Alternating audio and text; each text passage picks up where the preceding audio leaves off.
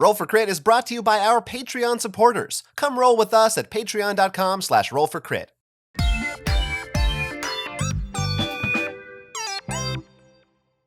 It's time to join the hunt in this Kickstarter preview for Primal: The Awakening. In this game, you play as humans in the world of Theria, where beasts have appeared and are causing havoc. It is up to you to hunt them down, upgrade your gear in order to take on even bigger, more dangerous creatures. You will form a party of characters, each with their own unique weapon and deck of cards, and you'll be taking on one big bad monster that's going to be the center of the board, with you and the other players moving around it. You're going to have your own hand of cards to be able to play from on your turn, but the first thing that you're going to do is take the opportunity to move. Now, you don't have to move. If you want to stay right where you are, you can, but you will receive a threat token, which means that you may be in some danger later on from certain other cards. If you do move, you can go to one adjacent space. In order to move, however, it does cost you 1 stamina. Stamina is the big resource in the game. You may be able to get a stamina token later on, but most of your stamina that you can spend is going to come from the cards in your hand. Each one will generate some amount of stamina as indicated in the bottom left corner, and it's up to you to spend that when the time comes. Then once you have moved or not moved, you're also going to be able to play as many cards as you want from your hand, as many as you are able to spend, because those are also going to have a stamina cost, so you'll need to spend other cards in order to play those cards. There are offensive and defensive cards that come in 4 different colors, and depending on which color it is, that will give you some idea of exactly how that card is going to work. One of the more common cards that are probably the most important in the game, because you're going to be needing them in order to defeat the monster, are the red attack cards. Attack cards will deal some amount of damage to the monster, usually according to your weapon's level. Your weapon's level might increase later on, but it will have a base amount of damage, and there may be some bonuses depending on other circumstances. Of course, you're going to be trying to do enough damage to the monster to take its health all the way down to 0. The order that you play your cards may be important. For instance, you may receive a bonus from playing one color before or after another color. So that may inform you as to how you want to play these cards in addition to their abilities themselves. Also may help you decide which ones are worth discarding in order to allow you to play other, hopefully more useful cards. There are also 2 other card types that you will be able to use outside of your own turn. Those are assist and reaction cards. These could help other players, allow them to draw cards outside of your own turn, or perhaps in response to a specific trigger. So if something occurs, you may get the chance to attack the monster out of sequence, for example.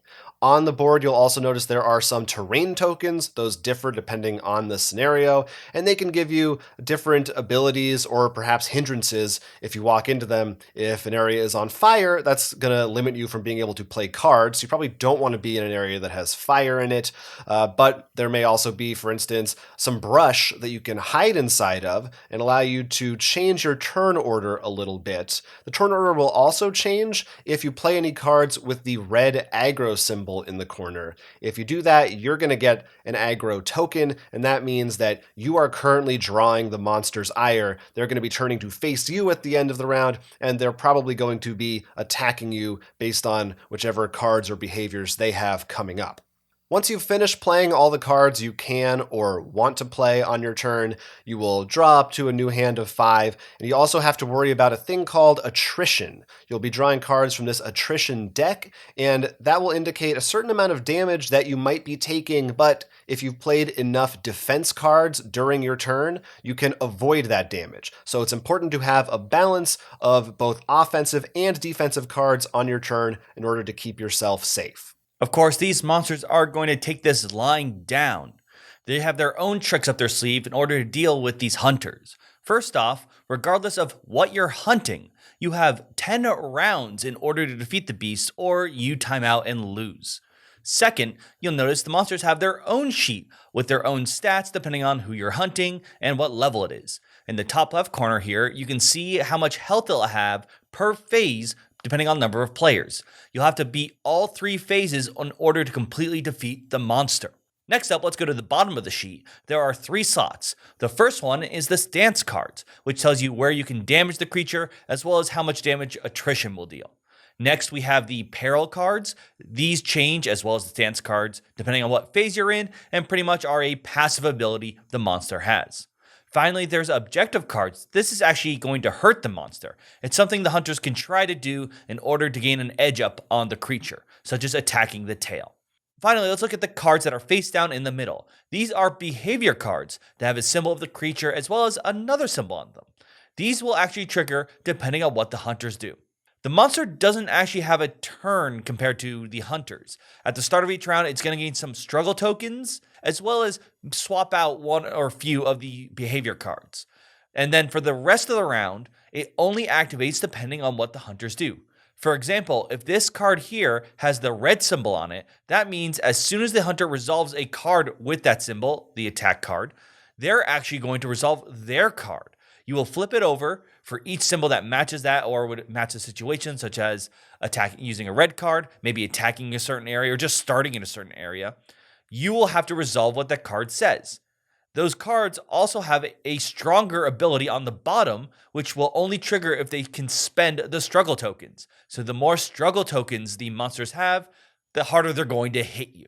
This behavior deck is small enough that you will see it recycle multiple times through your hunt, which means you're going to slowly learn how this creature fights and hopefully be able to react correctly.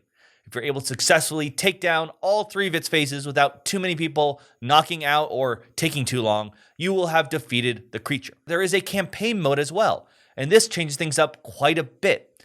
You're going to mark down on your sheet what happened, as well as whether any gear got damaged, how far you made it through, and you're going to get rewards. Depending on the creature, you'll get different things like scales and blood, as well as some elements based on the creature.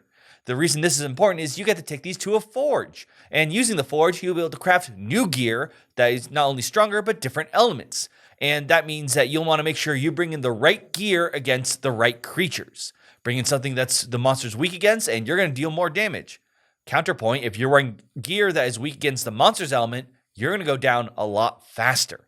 So the campaign mode will have you face all different creatures, and there's going to be a lot more of you deciding what gear I need to craft, how do I get the resources I need, as well as how do I make sure I get the most advantages against the creature I'm going to be up against. There is no player elimination in this game. If your health is reduced to 0, your character is simply knocked out for a couple of rounds and then they can come back in. But you will have to worry about, if you're playing the campaign mode, taking a wound card, which will water down your deck, and you'll also have some damage done to some of your equipment. So that's something else if you're playing the campaign mode. You're not just going to be getting new abilities and new bonuses. You also have to be more careful because if you mess up, that could have repercussions down the line. We didn't get to experience the campaign mode proper. We played kind of a prologue mode with just most of the basic gameplay that you'll be seeing throughout the game. But there are a number of different scenarios and a number of different monsters, and like you said, with all kinds of different elements and things that you have to worry about, and your weapons will be getting upgraded as time goes on. So if you're interested in that kind of, changing up your strategies a little bit and mixing and matching which types of weapons you need to use at any given time, that will definitely be something you can find in here. And even just the base weapon types themselves. I played with sword and shield, and you were the ranged, you had a bow. Mm-hmm. So those already kind of have some big differences in how they play and feel. Yeah, I mean, as you could probably expect with the sword and shield, in particular this one, because it's not like a smaller shield. You got a pretty large size one. You're all about defense cards with that character. Meanwhile, the bow character, which is interesting, they didn't draw a lot of aggro, which makes sense from a long range. You're not going to be up close stabbing them, but you're sort of cycling through your deck really fast. So that's where you have to be careful with your health. Of course, you're going to be able to get those chances when you really aim your shot and get that big damage off, which is going to feel very satisfying if you play your cards right. Yeah, if your deck runs out, you will take some damage. So that's something to worry about. This sort of just goes boss rush. You're going to just be fighting the big creatures. You're going to learn their strategies and recognize, like, okay, it's red behaviors out. That usually means if I don't have a yellow card in hand, we're going to take damage. So maybe I don't have to worry about that, or maybe we should worry about that. And then you get to upgrade your gear just based on the bosses you kill. So I think it streamlines. It's more of that boss rush game that we see in video games, but in a much more enjoyable way that I don't think there's as much of a grind. Yeah, no, this game is really all killer, no filler. You've got those, if you're doing the campaign, you've got those middle sessions where you'll be upgrading gear and stuff, and you may get some kinds of quests that are things that you're kind of doing on the side during the scenarios. But really, like you said, it's all about fighting those bosses. The board is just, there's 4 spaces, and which may seem kind of limiting, but there's a lot of strategy within that of where you want to move and how you can move there. And even if you're playing this as a solo player, which you can do, you will still be using at least 2 characters. So there's always going to be some interplay of like, one person maybe is distracting it, or one person is drawing all the aggro while someone else sets something up in a different area of the map. It does a good job simulating that, a feeling like a larger than life experience in a relatively small area without a lot of fluff.